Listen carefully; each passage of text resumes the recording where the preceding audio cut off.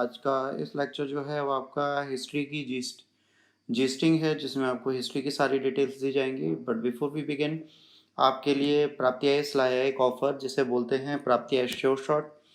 ये बेटा 60 बच्चों के लिए होता है जो पूरे एनएम में चलता है। देखिए, इसमें एक सिंपल सी चीज़ हम करते हैं। जब आप आज की डेट में आईएएस पीसीएस की प्रिपरेशन करते हैं या किसी एग्ज़ाम की प्रिपरेशन करते हैं, तो सबसे बड़ा इशू ये आता है कि आप एग्ज़ाम कैसे क्लियर करेंगे, क्या करेंगे। तो प्राप्ति आईएएस ने इसकी एक श्योरिटी दे रखी है कि आपके प्री और मेंस की हम रिटन श्योरिटी लेंगे कि अगर आपका प्री और मेंस नहीं निकलता तो आपकी 100% फीस रिफ़ंड कर देंगे। इसमें एक आपका एंट्रेंस टेस्ट होगा, उसके थ्रू आपको इसकी डिटेल दी जाएंगी और उसी के थ्रू आप इस काम को करेंगे। अगर आपको कोई भी इशू होता है, कुछ भी चाहिए, तो प्लीज़ इसको आप दिए गए नंबर्स पे कॉल करके जानकारी ले लें या हमें मेल कर दें। मेल करने के लिए आप praptiis@gmail.com पे मेल कर सकते हैं, हमें डिटेल्स मिल जाएंगी और हम आपको कॉल बैक कर लेंगे। दूसरी चीज़, ये श्योर शॉट इसलिए अच्छा ऑफर है क्योंकि आज तक किसी ने भी स्टैम्प पेपर पे आपको रिटर्न एश्योरेंस नहीं दिया। सिलेक्शन रेशियोज़ बेहतर हैं कोचिंग के, तो आप चाहें तो इसे ज्वाइन कर सकते हैं। मच मोर डिटेल्स आपको लेनी है तो आप स्टाफ को कॉल करिए, वो आपको सारी डिटेल्स देंगे। चलिए बिना देरी के अपना लेक्चर स्टार्ट करते हैं।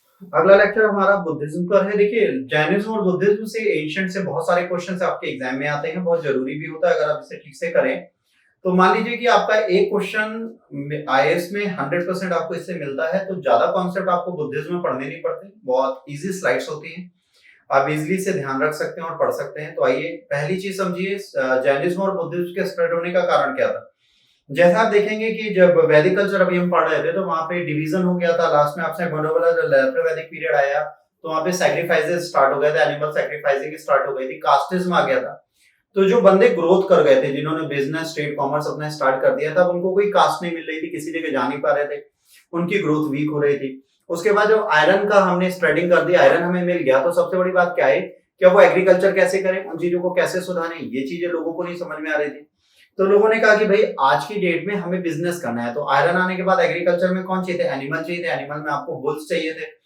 और बुल्स कैसे आपको फ्री होते, जब एनिमल सैक्रिफाइसेस उन्हें मारा जा रहा था। तो एक ऐसा रिलीजन चाहिए था जो कहीं ना कहीं एनिमल सैक्रिफाइसेस को रोके और उसका बेनिफिट करा। उसके बाद कॉइन सिस्टम स्टार्ट हो गए थे। कॉइन सिस्टम आने से क्या हुआ, जो वर्णा सिस्टम था, जो वर्ण क्लासेस थी आपकी, जो वर्णा में तीसरे नंबर का क्लेम था जिसको आप बोलते हो वैश्यास, उनकी कंडीशन इंप्रूव हो गई। अब जब बेटा उनकी कंडीशन इंप्रूव हो गई और उनको फर्स्ट जो दो क्लास थी उनमें ऐड नहीं किया गया, मतलब सबसे पहले क्षत्रिय और ब्राह्मण्स रहते थे, वैश्यास तीसरे नंबर पे थे, बट प्रॉस्पेरिटी में ये बहुत आगे हो गए थे। तो इनको कोई ऐसा रिलीजन चाहिए था जो इनकी जगह आए और इनको एक सोशल स्टेटस दिलाए। तो इसी टाइम पे दो रिलीजन जैनिज्म एंड बुद्धिज्म आए जो ब्राह्मणिकल अप्रोच के अगेंस्ट थे, और इन्हीं रिलीजन ने उस लोकल टाइम पे अपनी स्प्रेडिंग अच्छे से की। तो आइए इसको समझते हैं। पहले बुद्धा जी पे चलते हैं। गौतम बुद्ध की अगर बात करें 563 में पैदा हुए थे, 483 बीसी तक रहे थे। शाक्य क्लेन में पैदा हुए थे, इसलिए इनका नाम शाक्य मुनि भी है। ध्यान रखिएगा, एग्जाम में अगर शाक्य मुनि लिखने को आता है, शाक्य मुनि गौतम बुद्ध ही है। गौतम बुद्ध के फादर का नाम सबको पता है, सुद्धोधना, मदर का नाम महामाया, ठीक है, स्टेप मदर गौतमी, और जो इनकी वाइफ थी उनको यशोदा बोला जाता है, और इनका जो बेटा था वो राहुल था। तो ये चीजें आपको यहाँ पे याद रखनी है, यशोधरा एंड राहुल आप नहीं भूल सकते। इसके बाद ये अपने घर से निकले, जब ये अपने घर से निकले 29 ईयर्स के थे, और उसको बोला जाता है महाभिनिष्क्रमण। अगर आप देखेंगे तो आपके सामने लिखा हुआ है महाभिनिष्क्रमण बोला जाता है। महाभिनिष्क्रमण मतलब होता है गृह त्याग। इन्होंने अपना घर त्यागा और चले गए, 29 साल की एज थी। ये सबसे पहले पहुंचे अलार कलाम और रामपुता के पास। यहाँ पर इन्होंने क्या सीखा, यहाँ पर इन्होंने सीखी योगा की प्रैक्टिसेस। योगा की प्रैक्टिसेस के बाद ही आगे बढ़े। तो उसके बाद इन्होंने क्या किया, इन्होंने 5 ब्राह्मण्स के पास गए, वहां पर इन्होंने योगा प्रैक्टिसेस के बाद चीजें की, बट वहां पे इन्हें सेटिस्फेक्शन नहीं मिला। तो वहां से बाहर निकलने के लिए, ध्यान रखिएगा यहाँ लिखा नहीं है, सुजाता नाम की एक लड़की थी, उसके हाथ से इन्होंने खीर खा ली और वही खीर लेके चले आए। ब्राह्मणों ने ये माना जाता है कि अगर कोई किसी लड़की से भिक्षा ले लेगा तो उसे नहीं रखा जाएगा, तो इन्हें निकाल देते हैं। और यही 5 ब्राह्मण थे जिन्हें पहले वो अपनी टीचिंग देंगे। इसके बाद ये चले जाते हैं बोध गया। 35 साल के हो चुके होते हैं, 6 साल बर्बाद हो चुके होते हैं। निर्वाणा पाते हैं बोधि ट्री के नीचे, ठीक है। और ये जब निर्वाणा पाते हैं तो यहीं से वो आगे चलते हैं, तो इसे बोलते हैं निर्वाणा। पहला महाभिनिष्क्रमण, दूसरा निर्वाणा, तीसरा होगा सारनाथ बनारस में पहुंचते हैं, वहीं 5 ब्राह्मण मिलते हैं, उनको अपना पहला सरमन देते हैं। इसको बोलते हैं धर्म चक्र प्रवर्तन। 80 साल की उम्र में 483 में कुशीनगर में यूपी में इनकी डेथ हो जाती है और इसे बोलते हैं महापरिनिर्वाण। अच्छा, रिवर का नाम आप बताएंगे कौन सी है, ऋजुपालिका या निरंजना, ये आप यहां से बताएंगे। डॉक्ट्रिन ऑफ बुद्धिज्म की बात करेंगे, 4 नोबल ट्रुथ हैं, दुख, दुख समुदाय, दुख निरोध गामी प्रतिपदा। दुख, दुख समुदाय, दुख निरोध और दुख निरोध गामी प्रतिपदा है। इसमें दुख मतलब होता है दुनिया जो है दुख से भरा हुआ है। दुख समुदाय क्या है, इसका कारण डिजायर है, हमारी जो इच्छाएं वही हमें दुख देती हैं। जैसे जो हमारी इच्छाएं होती हैं कि हम ये कर लें, हम वो कर लें, हम इसके पास जाएं, उसके पास जाएं, हमारी इच्छाएं हैं अगर हमारे अंदर रहती हैं तो कहीं ना कहीं वो हमें दुख देती है अगर वो पूरा नहीं होता। फिर दुख निरोध, बुद्धा जी ने बोला है इसको हम कंट्रोल कर सकते हैं और हम निर्वाणा अटेन कर सकते हैं और डेथ और जन्म मरण की चक्र से मुक्त हो सकते हैं। सिंपल सी चीज है, अगर आप मरते समय एक इच्छा लेके बैठे कि आज आपको मरना नहीं था, आपको ताजमहल देखना था, दोबारा पैदा हो गया, क्योंकि जब तक ताजमहल नहीं देखोगे आप मर नहीं सकते, क्योंकि वो डिजायर है, वो डिजायर आपकी बॉडी से जुड़ी हुई है। इसके बाद इन्होंने कहा इन सब चीजों को हटाने के लिए हम एक चीज कहेंगे जिसे बोलेंगे दिक निरोध गामिनी प्रतिपदा। इसमें उन्होंने अष्टांगिक मार्ग दिए हैं, 8 फोल्ड पाथ दिए, उन्हें आपको फॉलो करना है। आप समझिए यहाँ पे क्या है, मान लीजिए आपका जो जीव है उसको हमने उद्गल बोला, क्या बोला, उद्गल। अब इस जीव में जो आपकी इच्छाएं हैं वो एज अ तत्व इससे जुड़ती जा रही है, तो आपकी जो जीवात्मा है उससे बहुत सारे डॉट डॉट जुड़ गए हैं। अब ये क्या करेंगे, आपको मरने ही नहीं देंगे, जब आप मरेंगे तो आपको दोबारा जन्म मरण पे लाएंगे। हम क्या करेंगे, दुख निरोध गामिनी प्रतिपदा से इन्हीं को हम आपके लिए बाहर की तरफ ढकेलेंगे।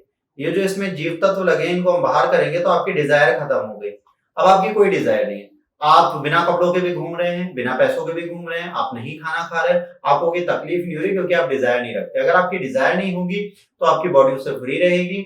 इसके लिए उन्होंने 8 फोल्ड पाथ दी है, राइट ऑब्जर्वेशन, ठीक से ऑब्जर्व करो जो चीजें, राइट डिटर्मिनेशन, आप डिटर्मिन होने चाहिए अपने काम के लिए, राइट स्पीड, आप अच्छी चीज बोलो। जाहिर सी बात है हम सबके मुंह से गालियां निकलती रहती हैं, कुछ गलत बोलते रहते हैं, सोचते भी सही नहीं है, तो ये सारी चीजें हमें धीरे धीरे करनी। राइट एक्शन, कर्म अच्छे करो, इम्पॉसिबल है किसी के लिए करना बट मजबूरी है, अगर आप करना चाहते हैं तो करिए। राइट लाइवलीहुड, पैसे कमाने के तरीके सही होने चाहिए जो आज की डेट में कोई नहीं कर सकता। राइट एक्सरसाइज, जो भी काम करें राइट डायरेक्शन में करें। Write memory, right meditation, write memory किसी की होती नहीं, मेडिटेट आप कर नहीं सकते, पूजा करने बैठेंगे तो दुनिया का कूड़ा आपको याद आएगा। तो जाहिर सी बात है ये जो 8 फोल्ड पाथ है अच्छे हैं सुनने में, पर प्रैक्टिकली आप फॉलो कर नहीं सकते, तो बेहतर है कि शांति से जो कर रहे हैं वही करिए। बुद्धा जी की चीजों को नोट्स के लिए पढ़िए और भूल जाइए। आगे आइए, इसी को आगे बढ़ाते हैं, इनको चीजें समझते हैं। देखिए 8 फोल्ड मार्क जब इन्होंने दिए तो बहुत लॉजिक के साथ इन्होंने दिए थे।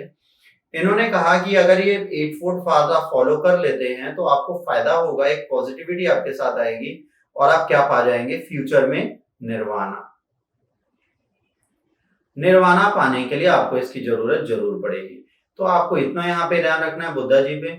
उसके बाद बुद्धा जी ने जाहिर सी बात है 5 अपनी चीजें बनाई। गौतम बुद्धा ने कहा कि ना तो बहुत ज्यादा लग्जरी लाइफ जियो, ना ही बिल्कुल सेंट बन जाओ, तो इन्होंने एक मध्य मार्ग दिया है। मतलब आपकी जितनी जरूरत है उतनी जरूर पूरी करो। ऐसा नहीं आपको आईफोन लेना है तो नोकिया 1100 ले आओ, आप आईफोन लो, बट जरूरी है जितना आपको यूज है उस चीज के लिए लिए।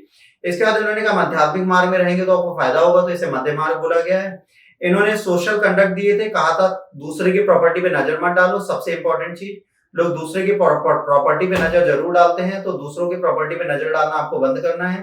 तो पहला, दूसरों की प्रॉपर्टी पे नजर मत डालो, नॉन वायलेंस फॉलो करो, ठीक है, इंटॉक्सिकेंट ड्रिंक्स मत लो, कभी झूठ मत बोलो और कभी कोई करप्ट प्रैक्टिस मत करो। अगर ये 5 चीजें आप फॉलो करते हैं तो आपका बेनिफिट है। ये 5 चीजें करना आप कर चाहे तो कर सकते हैं, इम्पॉसिबल नहीं है बट लोग करते हैं। जैन में त्रिरत्न है और जैन में त्रिरत्न है और बुद्ध में त्रिरत्न है। तो बुद्ध के जो त्रिरत्न है वो है बुद्ध, धम्म और संघ, ये 3 इनके त्रिरत्न है, ये भी आपको यहीं से याद रखना है। इसके बाद आप आगे चलेंगे तो साइलेंट फीचर्स हैं। बुद्धिज्म जो है एग्जिस्टेंस, गॉड और सोल का जो है ये इन्होंने नहीं रिकॉग्नाइज किया है। हिस्ट्री में, इंडियन हिस्ट्री में अगर बात करेंगे तो इंडियन रिलीजन में रेवोल्यूशन लाने वाला काम इन्होंने किया था। तो कॉमन पीपुल तक जुड़े थे, फिलोसफिकल डिस्कशन से बहुत जरूरी चीज थी। इन्होंने वर्ण सिस्टम पर अटैक किया, तो जाहिर सी बात है लोअर कास्ट को इन्होंने अपने साथ जोड़ा। इसमें ब्राह्मणिज्म के अपोजिट जो था बुद्धिज्म बहुत लिबरल था और डेमोक्रेटिक था। मतलब यहाँ पर जो लीडर्स थे वो भी डेमोक्रेटिक मैनर में चूज किए जाते थे, जो इंपॉर्टेंट सेम थे। लोअर कास्ट के लोग यहाँ पर जुड़ सकते थे, इवन वुमेन जुड़ सकती थी। अच्छा, वुमेन को जोड़ने का काम किया था आनंद ने। आनंद उपाली 2 इनके फेमस डिसाइपल थे जो 5 ब्राह्मणों में से थे। तो आनंद ने बहुत जिद की थी, उसके बाद बुद्धा ने फीमेल्स को अलाउ कर दिया था।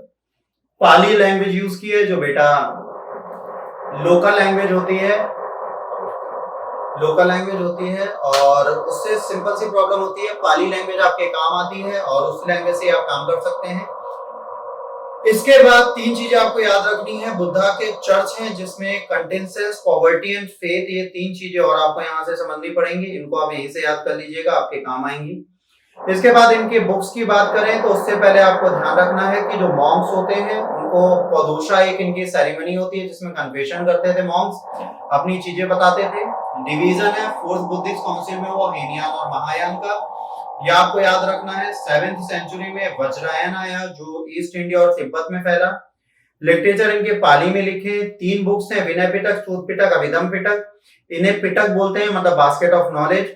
विनय पिटक जो है ये उपाली ने लिखी थी, मोनेस्टिक डिसिप्लिन है। सूत पिटक जो है ये आनंद ने लिखी थी सेकंड बुद्धिस्ट काउंसिल में, इसमें जातक कथाएं दी गई हैं। अभिधम पिटक फिलोसॉफिकल आइडिया है, ये थर्ड बुद्धिस्ट काउंसिल में लिखी गई थी।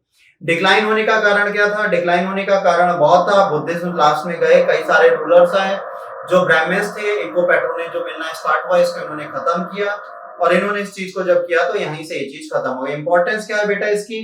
जाहिर सी बात है, कैटल्स जो थे वो एज अ वेल्थ थे, तो इन्हें सुखदा बोला गया, मतलब givers of food and Joy, जो आपको बुद्धिज्म से मिलता है। दूसरा, इन्होंने कोशिश की कि इस चीज को डेवलप करें। पहली सेंचुरी में पाली को मिक्स किया गया संस्कृत के साथ, तो एक हाइब्रिड संस्कृत बनी।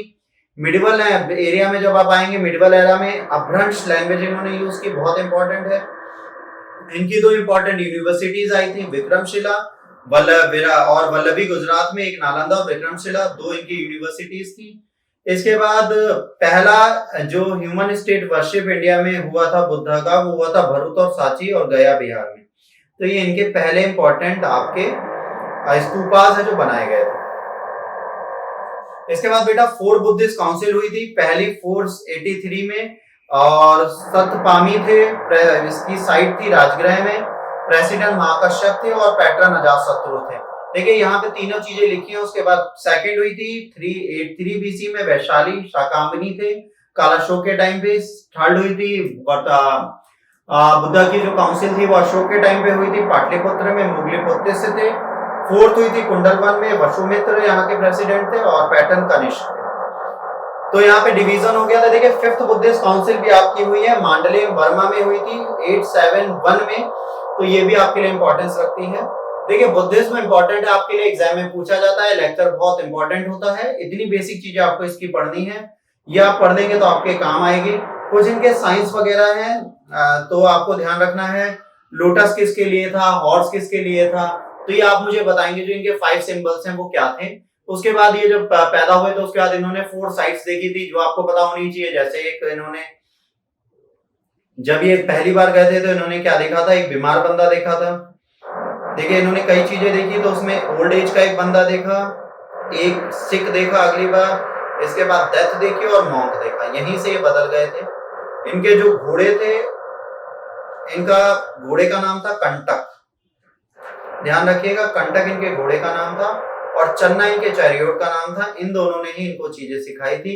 तो घोड़ा इनका सिंबल है घर त्यागने का, जिसे महावीर निष्क्रमण बोलते हैं। बुद्ध के लिए बेटा इतना ही है। आगे अगर आपको कुछ समझना होगा तो आप कमेंट बॉक्स में लिख दीजिएगा, उसे हम आपको जरूर बताएंगे। इस लेक्चर के लिए इतना ही। Thanks a lot, god bless you, bye bye, take care.